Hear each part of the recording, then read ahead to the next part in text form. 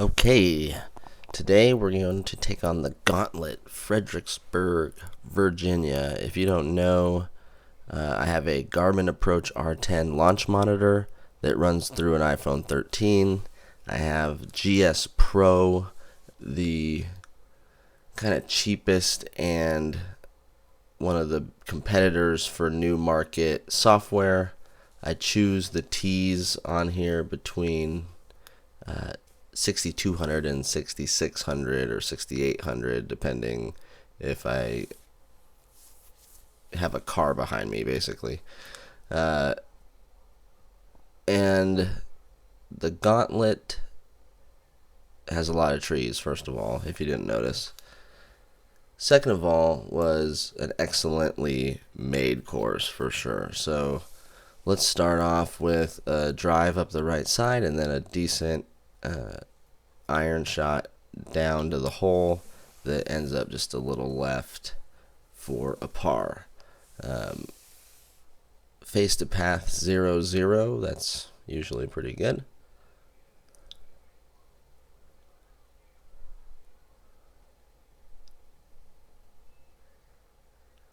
I try and hit a 4-iron over the trees and just overcooked it a little bit. Ended it up at 202, which I thought was pretty insane. I usually don't hit 4-irons 202, but I know some people do, but I don't.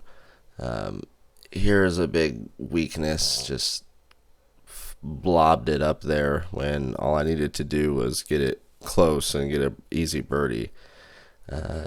Pulled a 7-iron here, I think. Short and to the left.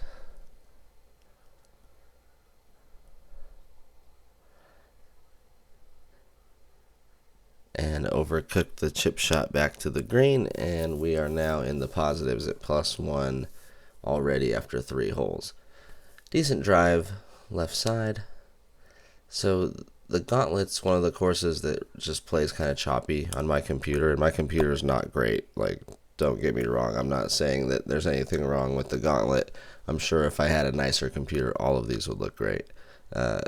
Iron shot, maybe a gap wedge or something up onto the green, a little short, but 2 putt par, and another good drive down the middle. If we look over to the right, we have +2 on the attack angle for the drive, which is something I've personally been working on to not be so down on the ball. The Garmin doesn't really seem to care as far as spin. It's like, yeah, you still get 4,000 spin, bitch. I'm like, oh, well, I just hit up on it, though. So I'm not sure what that's about, but it's fine. We hit it out there. We a little short left, chipping it up, and just outside the circle. That's something that kills me about the auto putts is, you know, if I had a couple cracks at those putts, I might make one of those. But also, I'd probably miss some auto putt circle length putts as well. So I think it would even out if you compared it to real life. I do play the random putts every once in a while, but I find having the target zones of like one is big and then the other one's right on the pin, and that's what you're going for, is more of a challenge, and you don't get bailed out with like a 30-foot one putt like you can in the random putting. Here's a horrible bunker shot that I don't know what I was doing. And then I instantly thought this should be farther. And I'm right. So there we double bogey because we can't chip on a turf mat in my garage, which is pretty sad. Here we push it right. Luckily it gets past that tree. We're staring at a really long way down to the par 4, though. I think I gave that everything I had, but out of the deep rough, it cuts your ball speed down. So end up short again. And can we chip? No. Way over. Finally made good contact was what that was. I had been hitting such crap shots the whole time. Here I get bailed out, almost make it, and then it somehow stays in, and we go to +4 headed to the 9th hole. Not ideal, but we're making some good shots. Here's another decent drive, just hung it out to the right a little bit. 146 ball speed, though, was probably the high for the day. We're trying to still get that up. Here I clearly swung way left, looking back on video. And the ball ended up left and rolled off the green.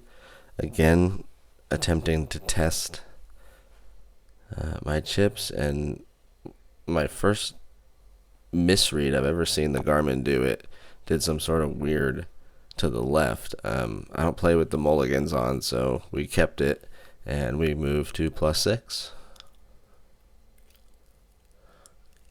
Another choppy, good drive down the middle. And then trying to play probably a 6-iron.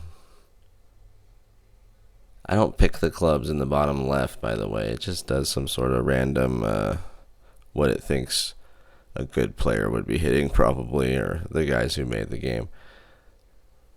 Again, not really accurate.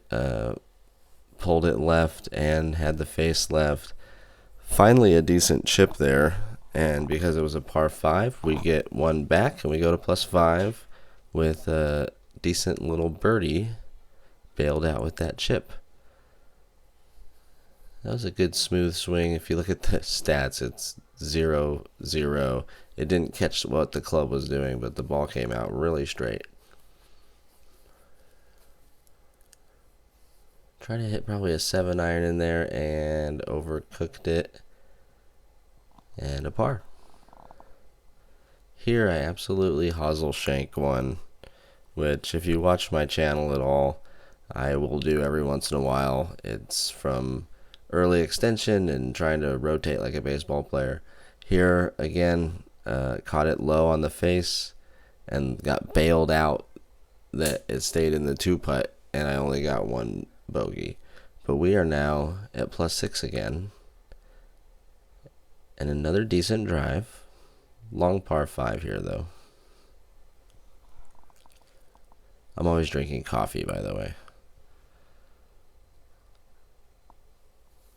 Decent little layup with 4-iron or something. I think I was trying to have maybe a 9-iron in or a pitching wedge in, and 125 is about that. I can see what I'm doing wrong mechanically, and just kind of I'm throwing the club out sideways. That one overcooked again, and again tested for chipping. And a decent chip to save the par. So going to 14 +6. Trying to make something happen here. I want to have a couple good shots to remember from the Gauntlet in Fredericksburg, Pennsylvania. No. Fredericksburg, Virginia. Iron shot on the way, and just a few yards too far and too left, kind of the story of the day. Swinging over that way and closing the face. Another good drive. Driving on this day was not the reason the score was high. It was some missed opportunities around the green so far and some bad iron shots. So 122, another short look in. That swing looked okay. We catch the side? No, of course not. Hangs up right outside the circle. Turned over a drive to the left here. And it's trying to carry everything. And we end up in the normal rough on the other side of the little ravine.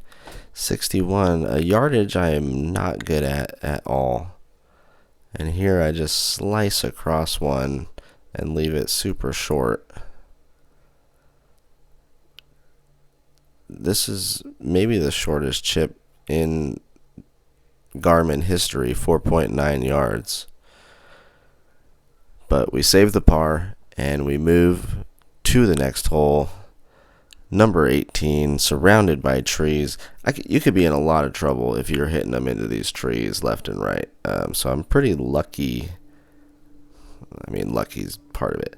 That I was able to stay in the middle of the fairways and at least give myself a chance for this. I thought this one might have rolled out. I thought it was more downhill than that, but we get a par and we see the back nine was a 36. Pretty good. Front nine 42 though, and a 78 on the day. So more courses to come. Keep checking back on the channel if you like seeing GSPRO courses played out in a reasonable amount of time and with some metrics and swing metrics and stuff.